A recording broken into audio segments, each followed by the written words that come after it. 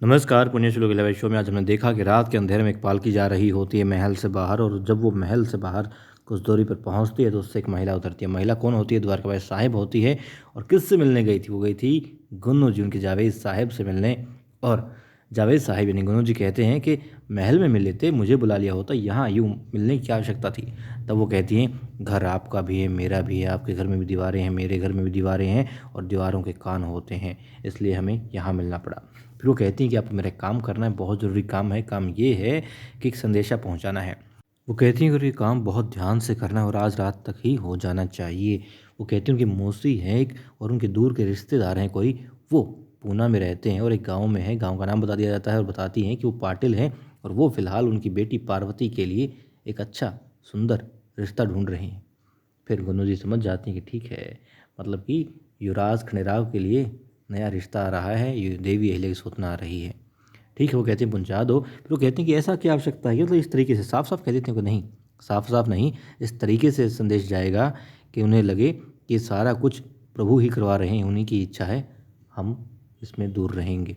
और फिर वो ये भी बताती हैं उनको कि किस तरीके से करना है। मतलब लोहा गर्म कर दिया है, हथौड़ा भी द्वारकाबाई साहिब भी मारेंगे, मगर मगर हाथ उनके किसी को दिखाई नहीं देंगे, और सबको ऐसा लगेगा कि ये तो अपने आप हो रहा है। और गौतम भाई साहब को ऐसा महसूस होगा कि हाँ, ये तो प्रभु की इच्छा है, इसलिए हो रहा है, मात्र एक संयोग है। द्वारकाबाई साहिब यदि कहेंगी तो लगेगा द्वारकाबाई साहिब करवा रही हैं, मगर उन्हें लगेगा कि अपने आप हो रहा है, तो वो जोर दे के रिश्ते को करवा ही देंगी। और वहाँ महल में युवराज खंडेराव और देवी अहिल्या की बातचीत हो रही होती है। देवी अहिल्या उन्हें बहुत समझाने की कोशिश करती है, मगर युवराज कहते हैं कि या तो सबसे पहले मैं, सबसे ऊपर मैं, अन्यथा मुझे तुमसे कोई बात नहीं करनी। अब देवी अहिल्या चुप हो जाती हैं, क्या कहें, क्योंकि मालवा की प्रजा जो है वो उनके लिए सबसे पहले है, और जो न्याय है वो सबसे पहले है। तो वो कहते हैं कि युवराज ठीक है, मैं समझ गया तुम्हारा फैसला क्या है, तुम्हारी बात, तुम क्या कहना चाहती हो, तुम्हारी चुप्पी ने कह दी है, मत बोलो बेशक, और यहाँ से चली जाओ, मेरे कक्ष से तुम बाहर चले जाओ। देवी अहिल्या नहीं जाती, तो वो कहते हैं या तो तुम चली जाओ अभी के भी, वरना मैं बाहर जाता हूँ। फिर देवी अहिल्या चली जाती है, मजबूर होती हैं, विवश होती हैं, क्या करती। और वहाँ पर दूसरी तरफ मल्हार राव सूबेदार जी बात कर रहे होते हैं अपनी पटरानी गौतम भाई साहब से, और कहते हैं कि मैं बहुत चिंतित हूँ युवराज खंडेराव के लिए।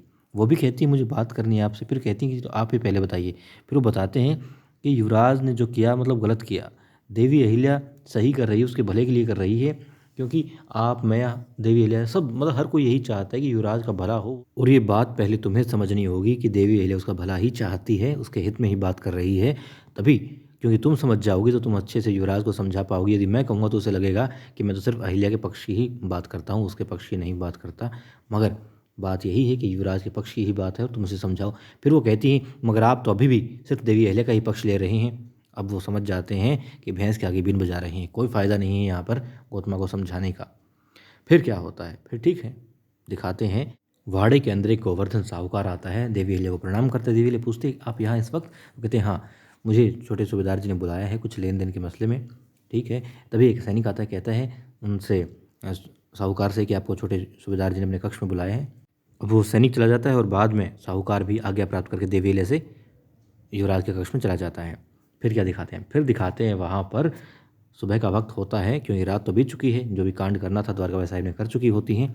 और वहाँ महल में युवराज खंडेराव उस कक्ष में पहुंच जाते हैं जहाँ पर उन पर जुर्माना लगाया गया था। और देवी अहिल्या गंग बताते और बाकी लोग बात कर रहे होते हैं, और देवी अहिल्या से ही गंग बताते कहते हैं कि आपने जो काम किया, मतलब जो सुझाव दिया, उसका बहुत अच्छा परिणाम निकला, क्योंकि युद्ध जो है टल गया। अकारण युद्ध होता, लोगों का नुकसान होता, और शाहजहाँपुर में तुको जी पहुँच चुके हैं। वहाँ पर उन्होंने जो वस्त्र उद्योग की शाखाएं खोलने का काम शुरू कर दिया है, कारीगरों को ढूंढना शुरू कर दिया है, बहुत अच्छे से हो रहा है, और लोग बहुत खुश हैं, आपको पूज रहे हैं, धन्यवाद कर रहे हैं, आपको साधुवाद दे रहे हैं कि आपने इतना अच्छा काम किया, वरना वो लोग दूसरे युद्ध की आग में झुलस जाते बिल्कुल। तब आ जाते हैं युवराज खंडेराव और कहते हैं सारी बातें सुन के कि हाँ, बहुत अच्छा किया, अब तो यही होगा, सिर्फ दुआओं से काम चलेगा, क्योंकि मालवा राज्य का विस्तार तो हो नहीं सकता, तो दुआओं से ही काम चलाइए। फिर कहते हैं खैर लीजिए रकम, जो जुर्माना हम पर लगाया गया है उसकी, और फिर देख लीजिए। फिर हिसाब किताब करते हैं, गिन लेते हैं रकम सारी, और फिर गंगोता त्याग पूछते हैं देवी अहिल्या के सम्मुख ही युवराज खंडेराव से कि छोटे सूबेदार जी, यदि आप बुरा ना माने तो आपसे बात पूछ सकता हूँ? कहते पूछिए। वो कहते हैं आप ये रकम जुर्माने की कहाँ से लाए, क्या जान सकता हूँ? फिर युवराज खंडेराव कहते हैं कि भले हमारे घर वाले हमें कुछ ना समझें, हमारी कद्र ना करें, मगर मालवा में हमें चाहने वाले, हमारी कीमत समझने वाले बहुत हैं, फिर युवराज कहते हैं गंगूबाई तात्या से कि आप हस्ताक्षर के लिए दस्तावेज दीजिए। हस्ताक्षर कर देता हूँ। हस्ताक्षर करते हैं कि हाँ, रकम अदा कर दी गई है। फिर गंगूबाई तात्या कहते हैं कि मुझे बड़ा अच्छा लगा, आपका बहुत बहुत आभार, धन्यवाद है, आप एक बधाई के पात्र हैं कि आपने इस जुर्माने को समझा और इसको इस तरीके से समय से पहले अदा किया। तो वो कहते हैं कि देखिए, जुर्माना हमने ना तो जायज़ पहले माना था, ना आज मानते हैं, ये गलत ही है और खैर ठीक है। जिस दिन, फिर देवी की तरफ मुड़ कर कहते हैं वो, जिस दिन, और वो सुबह बहुत जल्द आने वाली है कि हम मालवा का राज्य चलाएंगे और कोई हमें कुछ भी करने से रोक नहीं सकता, और जो भी हम करेंगे सही करेंगे अहिल्या। फिर वहाँ से चले जाते हैं और फिर गंगूबाई तात्या कहते हैं, छोटी रानी साहिब, यदि आपको आपत्ति ना हो तो एक बात कह सकता हूँ? बोलती हैं, बोलिए। फिर वो कहते हैं, युवराज ने जो धन मेरे ख्याल से दिया है, जुर्माना अदा किया है, तो वो अपनी अंगूठी बेच के किया है। तो वो कहती हैं, हाँ मुझे पता है, और अपनी एक थैली से अंगूठी निकाल करके दिखा देती हैं। और फिर वो देखते रहते हैं, ऐसे कैसे? फिर देवी कहती है कि जो साहूकार आया था, मैंने उसे वापस बुलाया और कहा कि जो भी चीज़ आपको दें छोटे सूबेदार जी, आप वो मुझे ला करके दे दीजिएगा, मैं आपको रकम दे दूँगी। और फिर गंगूबाई तात्या कहते हैं कि आप धन्य हैं छोटी रानी साहब, बहुत धन्य है, और आपकी सोच जो है कमाल है। फिर वो कहती हैं कि ऐसा तो होता ही, पति पत्नी में मनमुटाव होता है, और वो मुझे बड़े अच्छे से समझते हैं, ऐसी बात नहीं है। बचपन से आपने देखा है कि किस तरीके से मेरा उन्होंने साथ दिया है। हाँ, थोड़ा वक्त ऐसा है, कोई बात नहीं, समझ जाएंगे। फिर वो कहते हैं, समझ तो जाएंगे, मगर जिस तरीके से अभी उन्होंने कहा कि राज वो चलाएंगे और जिस तरीके से चलाएंगे फिर देखना, तो वो कहते हैं कोई रोक नहीं सकता। और आपको पता होगा शायद कि दिल्ली जाने वाले हैं सूबेदार जी एक मुहिम पर, और मुहिम कितने दिन चलेगी किसी को नहीं पता, और राजपाट का काम किसको सौंप के जा रहे हैं? युवराज खंडेराव को। तो मुझे डर लग रहा है। फिर डर जाती हैं देवी अहिल्या भी, मगर फिर वो कहती हैं कि नहीं, आज मैं मंदिर जा रही हूँ। तभी हरकुबाई आती हैं और वो कहती हैं कि अहिल्या, तुम्हारा काम हो गया तो चलें? वो कहती हैं, हाँ बिल्कुल चलते हैं।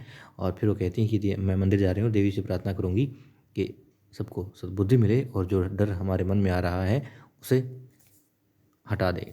और अब हरकुबाई के साथ में देवी अहिल्या मंदिर जा रही होती है। तो रास्ते में हरकुबाई कहती हैं कि अक्का साहिब कह रही थी कि तुम्हें याद नहीं होगा, और वो कहती हैं फिर देवी अहिल्या की, याद कैसे नहीं होगा कि आज मंदिर जाना है, ओटी भरनी है देवी की, क्योंकि जो अपनों का भला हो, जिसमें अपनों का हित हो, वो काम मैं भला कैसे भूल सकती हूँ। मगर आई साहिब ना जाने क्यों मुझे समझती ही नहीं, वो मुझे गलत ही मान रही। वो कहती कोई बात नहीं, सब ठीक हो जाएगा। और फिर दूसरी तरफ द्वारकाबाई साहिब ने जहाँ संदेशा भिजवाया था, वहाँ के पाटिल आ चुके होते हैं मंदिर के पास में, अपनी पालकी से उतरते हैं और मंदिर की तरफ बढ़ रहे होते हैं। वो भी ओटी भरना चाहते हैं, मंदिर पहुंच जाते हैं। जैसे ही पूजा हो रही होती है, फिर जैसे ही पुजारी जी ओटी भरने के लिए अपना हाथ आगे बढ़ाते हैं और देवी अहिल्या की थाली की तरफ करते हैं, तभी एक महिला अपना हाथ आगे कर देती है, अपनी थाली को आगे कर देती है और कहती है कि मैं ओटी भरूंगी, क्योंकि हमारी कुल देवी हैं, आपकी ग्राम देवी हैं मगर हमारी कुल देवी हैं, और मैं अपने बेटे की शादी के लिए मतलब वर मांगना चाहती हूँ।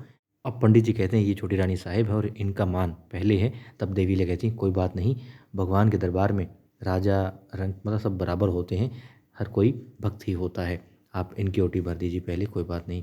फिर पंडित जी ले लेते हैं, मगर थाल में फिर कुमकुम कम पाते हैं और कहते हैं वापस मुड़ के कि इसमें कुमकुम तो है ही नहीं, ये पूजा नहीं हो सकती। और देवी ले तरफ करते हैं, मगर फिर क्या दिखाते हैं, बस इतना ही दिखाते हैं। कल क्या होगा